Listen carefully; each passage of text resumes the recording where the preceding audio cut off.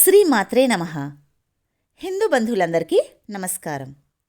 ఈరోజు మనం ఈ వీడియోలో శ్రీ లక్ష్మీ పురాణాంతర్గత మార్గశిర గురువార లక్ష్మీ వ్రత కథ ఇప్పుడు మనం చెప్పుకుందాం. పూర్వము పరాశర మహాముని, నారద మహాముని ఇద్దరూ కలిసి త్రిలోక సంచారమునకు బయలుదేరారు. వారు అలా భూలోకంలో తిరుగుతూ ఒక గ్రామానికి చేరుకున్నారు. ఆ సమయంలో ఆ గ్రామవాసులు బ్రాహ్మణ, వైశ్య, క్షత్రియ, శూద్ర జాతుల వారంతా వారి వారి ఇళ్లను గోమయంతో అలికి లక్ష్మీదేవి పాదములు ముగ్గులు పెట్టారు. స్త్రీలందరూ తలంటు స్నానములు చేసి క్రొత్త బట్టలు ధరించి మహాలక్ష్మీ పూజ చేయుచుండిరి. ఆ రోజు గురువారమవుటచే అన్ని జాతుల వారు కడు నిష్ఠతో లక్ష్మీదేవిని గానం చేయుచు పూజలు చేస్తున్నారు. ఆ గ్రామవాసుల భక్తి శ్రద్ధలకు నారదుడు ఆశ్చర్యపడి పరాశరమునితో, మహర్షి, బ్రాహ్మణులు మొదలు కడజాతి వరకు అందరూ కడు సంతోషముతో పూజ చేస్తున్నారు కదా, వీరు చేస్తున్న వ్రతమీది, ఉపవాసములేమిటి, ఎవరి గురించి ఈ పూజలు చేస్తున్నారు, ఈ వ్రత నియమాలు ఎట్టివి వివరించకోరుచున్నాను అని పలుకగా పరాశరముని చిరునవ్వుతో ఇలా చెప్పసాగారు. నారదా, ఈరోజు గురువారం కదా, గురువారం నాడు చేసే పూజను లక్ష్మీవ్రతము అని అంటారు. సంవత్సరంలోని 12 మాసములలో మార్గశిర మాసం శ్రేష్టమైనది. మార్గశిర మాసంలోని ప్రతి లక్ష్మీవారం అనగా గురువారం లక్ష్మీదేవికి చాలా ఇష్టమైన రోజు. శుక్లపక్ష దశమి గురువారమైనచో ఆ దినమును సుదశావ్రతము అంటారు. ఈ వ్రతం శ్రీ మహాలక్ష్మీదేవికి మిక్కిలి ఇష్టమైనది అని పరాశరముని బోధించగా బ్రహ్మ మానసపుత్రుడైనటువంటి నారదుడు అది ఆలకించి, మహనీయా, మున్ను ఈ వ్రతమును ఎవరైనా ఆచరించారా, వారు ఎలాంటి ఫలమును పొందారు, ఆ చరిత్రమును కూడా వివరించండి అని అడుగగా పరాశరుడు ఈ విధంగా చెప్పసాగెను. నారదా, నీవు అదృష్టవంతుడివి. పూర్వము ఈ లక్ష్మీ వ్రతము ఆచరించిన ఒక భక్తుని చరిత్రను తెలియచేస్తాను. శ్రద్ధగా ఆలకించి ఆనందించుము అని చెప్పసాగెను. ఒకప్పుడు లక్ష్మీదేవి శ్రీ మహావిష్ణువునకు సేవలు చేస్తూ, నాథా, ఈరోజు నా వ్రతం ఆచరించే గురువారం కావున మీరు ఆజ్ఞ ఇస్తే నగరంలో సంచరించి వస్తాను అని ప్రార్థించెను. లక్ష్మీదేవి కోరికను మన్నించి విష్ణువు సరే వెళ్ళిరా అని ఆజ్ఞ ఇచ్చెను. లక్ష్మీదేవి సకల ఆభరణములు ధరించి పట్టువస్త్రములు కట్టుకొని వెళ్ళినది. ఆమె వెళ్ళిన వెనుకనే విష్ణువు ముసలి బ్రాహ్మణ స్త్రీ రూపం ధరించి ఒక ఇంటిలోకి ప్రవేశించెను. లక్ష్మీదేవి గ్రామ సంచారం చేస్తూ వృద్ధ బ్రాహ్మణ స్త్రీ ఇంటికి వచ్చి ఆమెతో, ఓ అవ్వా, ఈరోజు గురువారం మహాలక్ష్మి వ్రతదినం కదా, ఇల్లు గోమయంతో అలికి ముగ్గులు పెట్టలేదేంటి అని ప్రశ్నించెను. అంతటా ఆ అవ్వ, అమ్మా, ఆ వ్రతమును ఎలా చేయవలెనో, ఎవరికి పూజ చేయవలెనో వివరించు తల్లి అని అనగా లక్ష్మీదేవి మందహాసముతో, అవ్వా, వ్రతం చేసే విధానము చెబుతాను, వినుము. మార్గశిర మాసములో మొదటి లక్ష్మీవారము అనగా గురువారం నాడు ప్రాతకాలమునే నిద్రలేచి గోమయంతో ఇల్లు వాకిలి అలికి లక్ష్మీదేవి పాదములు గల ముగ్గులు పెట్టవలెను. క్రొత్త కొలత పాత్ర ఒకటి తెచ్చి కడిగి ఎండబెట్టవలెను. దానిని వివిధ రకాల బొమ్మలతోనూ ముగ్గులతోనూ అందముగా చేయవలెను. స్నానము చేసి శుభ్రమైన వస్త్రములు కట్టుకొని శుచిగా ఉండి ఒక బల్ల కడిగి దానిమీద క్రొత్త ధాన్యము కొద్దిగా వేయవలెను. మరికొంచెము క్రొత్త కొలత పాత్రలో వేయవలెను. ఆ పాత్రపైన 3 పోక చెక్కలు పసుపు నీటితో కడిగి ఉంచవలెను. తెల్లధాన్యము ఈనెలు తీసుకొని వచ్చి వాటిని జడవలె అల్లి మనసులోని కోరిక తలచుకొని క్రొత్త పాత్రపై ఉంచాలి. దానిపై ఎరుపు రంగు వస్త్రము, పువ్వులు ఉంచవలెను. లక్ష్మీదేవిని తలచుకొని పువ్వులు, గంధము, ధూపదీపములు సమర్పించవలెను. మొట్టమొదట పాలు నైవేద్యము చేసి అన్నము, పిండి వంటలు, కూరలతో నైవేద్యం పెట్టవలెను. ఇది ఒక పద్ధతి. ఇంకా రెండో పద్ధతి సుదశావ్రతము. అదిలా అనగా మార్గశిర మాసంలో శుక్ల దశమి గురువారం నాడు ఈ వ్రతమును చేయవలెను.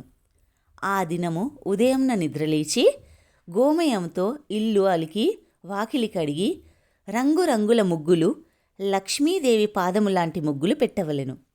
తదుపరి స్నానము చేసి ఒక ఆసనమును శుభ్రము చేసి ముగ్గులు గీసి ఇంటిలో తూర్పు దిశగా ఉంచి లక్ష్మీదేవి పూజ నిమిత్తం పోక చెక్కను పసుపు నీళ్లతో శుభ్రంగా కడిగి దానిని పంచామృతములతోనూ శుద్ధోదకముతోనూ స్నానము చేయించి ఆసనముపై ఉంచి గంధము రాసి పుష్పములు పెట్టి లక్ష్మీదేవిని జపిస్తూ 10 ముళ్ళు వేయవలెను.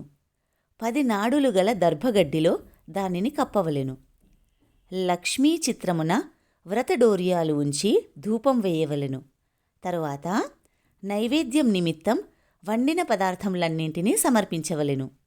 ముఖ్యంగా పచ్చి బియ్యం కొంత నానబెట్టి వాటిని పిండిగా దంచి ఉండ్రాళ్ళు చేయవలెను. కొబ్బరికాయ, అరటిపళ్ళు, జున్ను, తీపి పదార్థములు అన్నీ 10 రకముల వరకు ఉంచి లక్ష్మీదేవికి నైవేద్యం చేయవలెను. ఆ ప్రసాదమును ఇతరులకు కూడా పంచవలెను. అలా పంచని ఎడల లక్ష్మీ కటాక్షము, సిద్ధి కలుగదు. గురువారం నాడు నూనెతో వంటను కాని పిండి వంటలు కాని చేయకూడదు. గురువారము పూజ చేయువారు చేప, మాంసము తినకూడదు. తలకు నూనె రాసుకోకూడదు. అంతేకాదు, ప్రత్తితో ఒత్తులు చేసినా, ఆనపకాయ గాని నీచుకూరలు గాని తిన్నా, మంచంపై పడుకొన్నా, రాత్రులు పెరుగన్నం తిన్నా లక్ష్మి ఇంట ఉండదు. ఇంకా దరిద్రులవుతారు. గురువారం నాడు ప్రాతకాలమున లేచి పొయ్యిలోని కాలిన బూడిద తీయకపోయినా, వీధి వాకిలి తుడవకపోయినా ఆ ఇంట లక్ష్మి నిలువదు. గురువారం నాడు ఏ స్త్రీ శుచి అయిన తెల్లని వస్త్రం కట్టుకొనునో వారి ఇంట లక్ష్మి ప్రసన్నమగును. ఏ స్త్రీ గురువారం నాడు పిల్లలను తిట్టుట కొట్టుట చేయునో, ఇల్లు వాకిలి శుభ్రం చేయదో, వంట సామానులు అంట్లు తోమదో, సాయం సమయమున గుమ్మం దగ్గర సంధ్యాదీపం ఉంచదో ఆ స్త్రీ ఇంట ఒక్క క్షణమైనను లక్ష్మి ఉండకపోగా ధనహాని, సంతానహాని మున్నగువానిని కలుగచేయును. అటులనే గురువారము రోజున ఉడకని పదార్థములు తినుట, అమిత నిద్ర, అమావాస్య, సంక్రాంతి తిథులలో అశుభ్రముగా ఉండి విహరించుట, అత్తా మామలను సేవించక కస్సుబుస్సులాడుట చేయు స్త్రీల ఇంట లక్ష్మీదేవి పాదం నిలువదు. ఇంకను భోజనమునకు ముందు తరువాత కాళ్ళు, చేతులు, ముఖము ఏ స్త్రీ కడుక్కున్నదో, ఏ స్త్రీ ఇతరులతో మాట్లాడేటప్పుడు చీటికి మాటికి నవ్వుచుండునో, ఏ స్త్రీ బూడిద గుమ్మడికాయను కోయునో అలాంటి స్త్రీలు నీచబుద్ధి కలవారై అన్నవస్త్రములకు దూరమైపోతారు. ఏ వనిత గురువారం నాడు పూజలు ధర్మములు చెయ్యక పురుష సాంగత్యమునే సదా కోరునో ఆమె పాపకూపమునకు పోవుటే కాక బ్రతికినన్ని రోజులు తిండి ముఖము వాయును. గురువారము, అమావాస్య, సంక్రాంతి తిథియందు నిషిద్ధ పదార్థములను ఏ స్త్రీ భుజించునో ఆమె అవసాన కాలమున అనేక బాధలు పడి చనిపోయిన తరువాత యమకింకరులతో నానా బాధలు పడును. జ్ఞానవంతులైన స్త్రీ ఆ 3 దినములు భక్తితో దైవసేవలు, ఒక పూట భోజనము, కలిగినంతలో దానధర్మములు చేసిన ఎడల అట్టి నారీమణికి ధనధాన్యములు కలుగుటే కాక పుత్ర సంతానము, సంతానాభివృద్ధి కలుగుతుంది. ప్రతి స్త్రీ తాను ఆచరించే నిత్యకృత్యములను బట్టి సిరి సంపదలు కలుగును. స్త్రీ ఉదయం నిద్ర నుండి లేచిన వెంటనే ముఖము కడుక్కోవలెను. అలా కడుక్కొన్నని స్త్రీ ముఖం చూసినను పాతకములు కలుగుటే కాక ఏ కార్యము తలపెట్టినను జయము కలుగదు. స్త్రీ భుజించినప్పుడు దక్షిణం వైపు, పడమర వైపు ముఖం పెట్టుకొని ఏ పదార్థము భుజించకూడదు.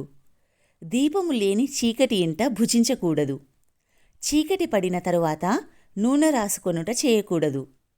మాసిన కట్టుబట్టలు ఎక్కడ పడితే అక్కడ పడవేయకూడదు.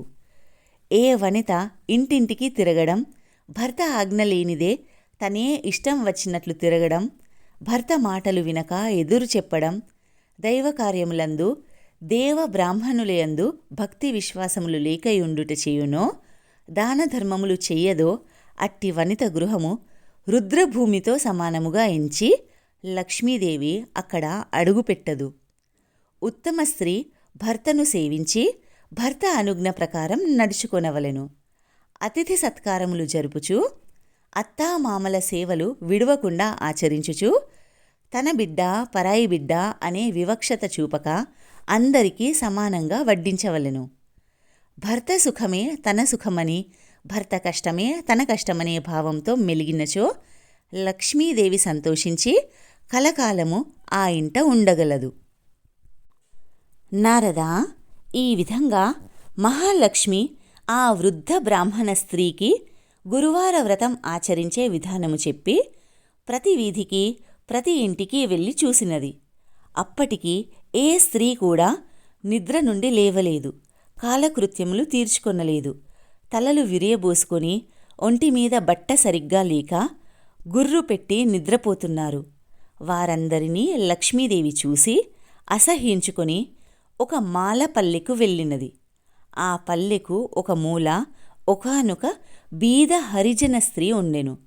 ఆమె ప్రతిదినము ప్రాతకాలంలోనే లేచి గోమయము తెచ్చి ఇల్లు వాకిలి శుభ్రం చేసుకొని బియ్యపు పిండితో ముగ్గులు పెట్టి లక్ష్మీ పాదముల చెంత దీపం పెట్టి బియ్యముంచి ధూపదీప నైవేద్యములు సమర్పించి పద్మాసనములో కూర్చుండి లక్ష్మీదేవిని ధ్యానించుచుండెను. లక్ష్మీదేవి వెళ్ళేసరికి ఆ స్త్రీ పూజలు చేయుచున్నందున మహాలక్ష్మి సంతోషించింది.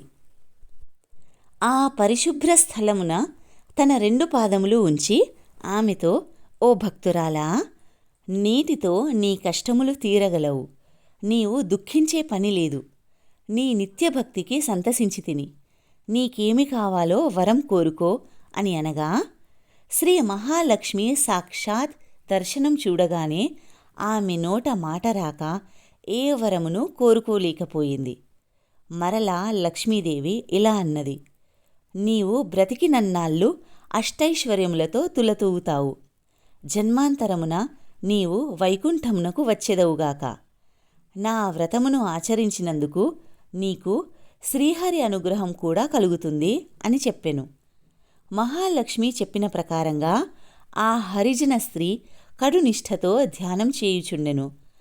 లక్ష్మీదేవి పాదములయందే మనస్సును లగ్నము చేసి ఉన్నందున ఆమె భక్తికి లక్ష్మీదేవి ఆనందించి ఆమె ఉన్న పూరి గుడిసెను పెద్ద భవంతిగా చేసినది. ఇంటికి 4 మూలలా ధనరాశులున్నవి. దానివలన ఆమె భాగ్యవంతురాలవుటయే కాక 5 పుత్రులు కలిగారు. ఓ నారదా, ఇంకను వినుము. ఆ హరిజన స్త్రీకి లక్ష్మీదేవి వలన కలిగిన ఐశ్వర్యమును జరిగిన దానిని బలరాముడు తన దివ్య దృష్టి వలన తెలుసుకొని మహాకోపముతో విష్ణుమూర్తి వద్దకు వెళ్ళి, లక్ష్మీదేవి మాలపల్లికు పోయి అంటరాని మాల స్త్రీకి సిరి సంపదలు ఇచ్చి మహానేరం చేసింది కావున లక్ష్మీదేవిని నీ మందిరంలోనికి రానియవద్దు అని చెప్పాడు. అంతలో గ్రామ సంచారము చేసుకుని లక్ష్మీదేవి విష్ణు మందిరంలోనికి ప్రవేశించుచుండగా బలరాముడు ద్వారమునకు అడ్డంగా నిలబడి లోనికి రావద్దు అని శాసించాడు. ఆ సమయంలో అతని కళ్ళు శరీరము ఎర్రపడిపోయెను. పళ్ళు పటపట కొరుకుచుండెను. శ్రీహరి, నీవు ఈమె ముఖము చూడవద్దు అని అన్నాడు. అన్న ఆజ్ఞ ప్రకారం లక్ష్మిని విడిచిపెట్టుటకు హరి ఒప్పుకొన్నాడు. వెంటనే లక్ష్మీదేవి తాను ధరించి ఉన్న బంగారు నగలు తీసివేసి పట్టుచీర విడిచి చిరిగిపోయిన వస్త్రములు ధరించెను.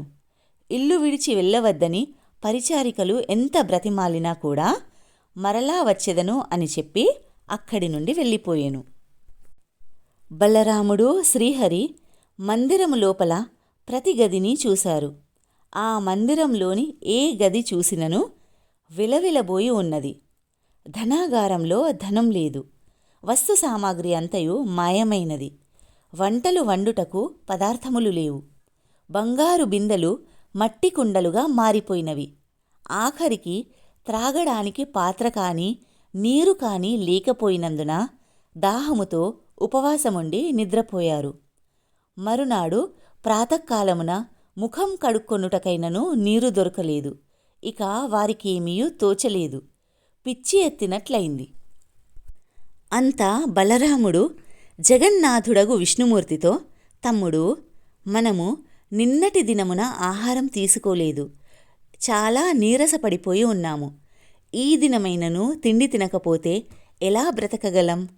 అన్నీ కొరతగా ఉన్నవి కావున మనము బిచ్చమెత్తైన ప్రాణములను నిలబెట్టుకోవాలి. కనుక ఇద్దరము బయలుదేరుదాము రమ్ము అని అనగా జగన్నాథుడు అంగీకరించాడు.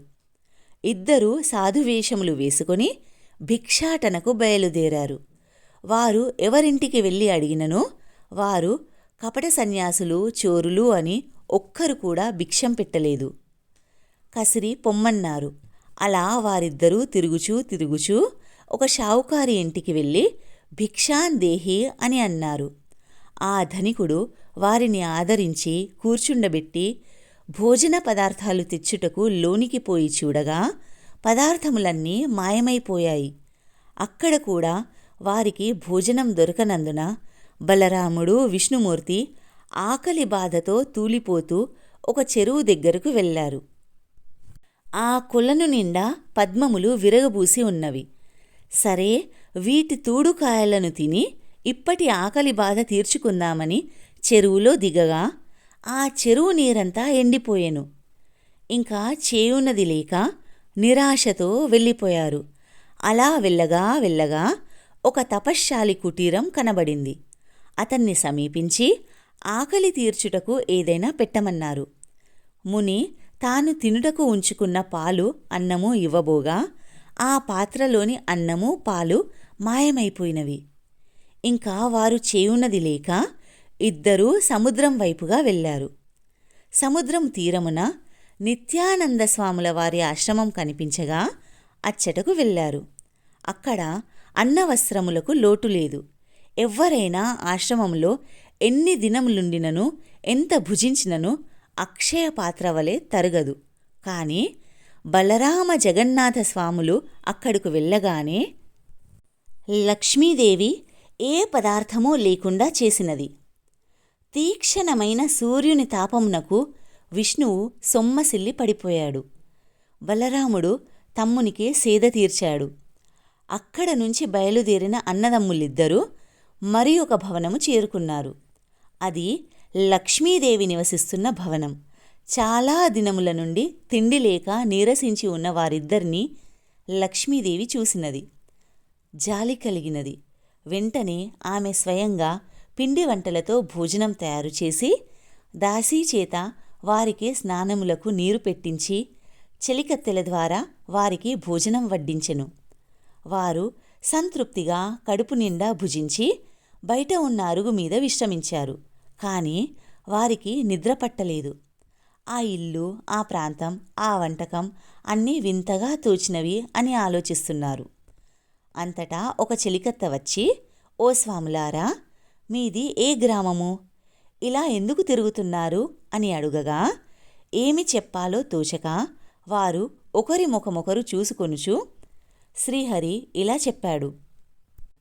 ఇతడు నా అన్న అయినటువంటి బలరాముడు. నేను శ్రీహరిని. మా తొందరపాటు వలన నా ఇల్లాలైనటువంటి లక్ష్మీదేవిని ఇంటి నుంచి వెళ్ళగొట్టి ఈ కష్టములను తెచ్చుకొంటిమి.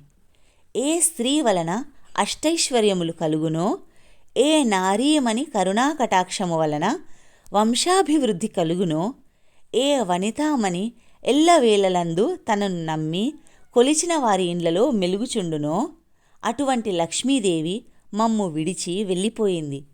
అప్పటి నుండి మాకు దరిద్రము, కష్టాలు కలిగినవి అని చెప్పాడు. ఆ దాసీల వలన ఆ ఇల్లు లక్ష్మీదేవి మందిరమే అని తెలుసుకొని చాలా ఆనందించారు.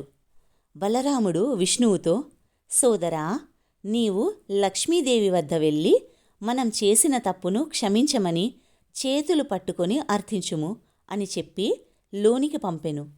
శ్రీహరి లోనికి వెళ్ళగానే లక్ష్మీదేవి భర్తను చూసి నమస్కరించి నీళ్లతో హరిపాదములను కడిగి ఆ నీటిని తలపై చల్లుకొని పువ్వులతో పూజించి ఇలా పలికెను: నాథా, మీ అన్నదమ్ములిద్దరూ నన్ను ఇంటి నుంచి వెళ్ళగొట్టారు కదా, ఇప్పుడు నా ఇంట ఎలా భుజించారు? చండాలపు దాని ఇంటికి ఎలా వచ్చారు? ప్రాణాలు పోసినప్పుడు జాతి కుల భేదములు అడ్డు రాకూడదా అని నిష్ఠూరములాడెను. అప్పుడు శ్రీహరి చిరునవ్వుతో, ప్రియా, మేమిద్దరము భిక్షమెత్తుకోవడం అంతా తెలుసుకున్నారు.